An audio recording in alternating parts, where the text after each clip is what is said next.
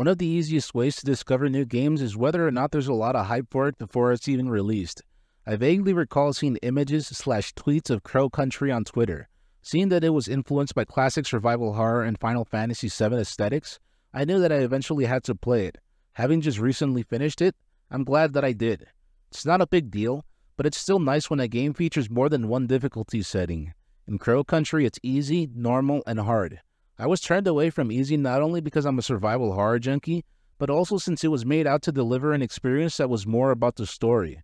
Seeing as how I wanted to get the full experience, I went with normal. Having played through the game, it's possible that I'll eventually give hard a try. Camera angles and movement is a topic that's greatly debated among survival horror fans. There are some purists that will only accept fixed camera angles, and there are also those that'll take whatever the game wishes to do. Despite greatly enjoying fixed camera angle survival horror games, I leaned more towards the latter. I like Crow Country's approach to this because even if it's a retro-styled game, it manages to do enough to satisfy more than one kind of player. Simply put, there's smooth camera movement that can be controlled by you at any point. I like that because it made it so that I could see more of what the game had to offer. Fixed camera angle survival horror games are awesome, but there have been times when I would have liked to have had more options besides the default angles. You could say that's one of the reasons why games like Resident Evil Director's Cut features a mode with different fixed camera angles. This camera system not only makes it so that you can freely take in more of what the game has to visually offer, but the aiming greatly complements it. I thought it was clever for the aiming to be handled in this kind of point of view. You're able to have a lot of control with this aspect of the game. This was especially useful when it came to being able to destroy objects to get an item, which was awesome. The fact that I could do this, and at later points even more, reminded me of how the younger version of myself wanted to be able to shoot open doors in Resident Evil 1.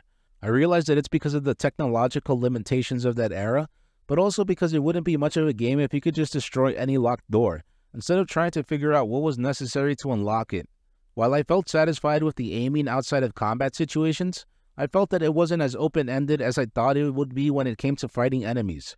Part of me expected to be able to maim/slow down enemies by shooting at their limbs, but from what I saw, they would take general damage. Though that did leave me feeling slightly disappointed, traps and explosive damage helped spice up combat. Not only that, it helped me conserve ammo. There were times when a room or an area would be filled with enemies, but as long as I could corral them alongside an explosive barrel, I could take them all out at once or at least dish out damage. This was cool and added to the interesting gameplay found in Crow Country, but I was disappointed to see how easy it was to dodge enemies. That helped conserve ammo, but I felt that it was too easy. What I'm getting at is that in most survival horror games you're able to dodge enemies, but that's usually due to hours of experience/skill. In Crow Country, it felt like it was more due to the sluggish/clumsy movement of enemies and the fact that there was a lot of open space to maneuver. This came off as if it were an area of the game that was glossed over, and I was able to take advantage as a result of that. In more ways than one, Crow Country features quality of life improvements that weren't around during the early days of survival horror.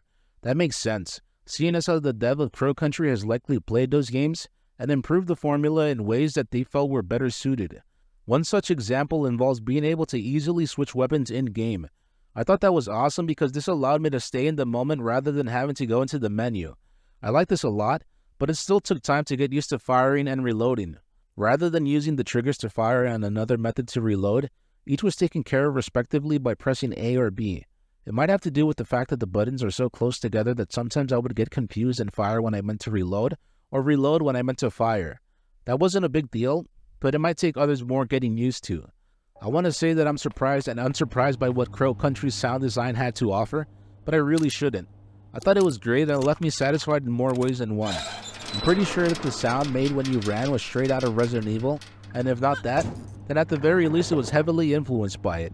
It also helped that the running animation was pretty similar to the one that Jill and Chris would perform in Resident Evil 1.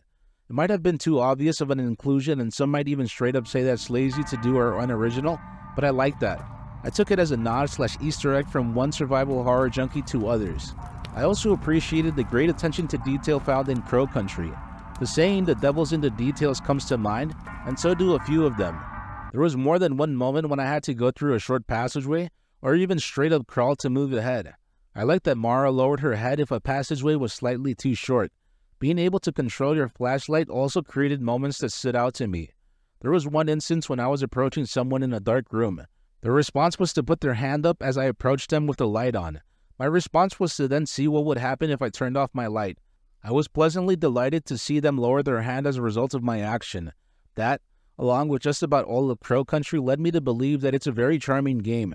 I realize that may sound strange, especially when said in regards to a game, but it's possible for one to endear itself to its players in multiple different ways, and those moments of detail were a small sample of that. Despite not having a lot to say about Crow Country's music, one of the biggest compliments I can give it is that I was less than 30 minutes into playing the game and I already wanted a copy of the OST. It's because the music was so fitting. It largely featured moody and ambient music that reminded me of the 90s. It for sure helps that the game takes place in 1990 and is pretty much a love letter to games that were released during that decade.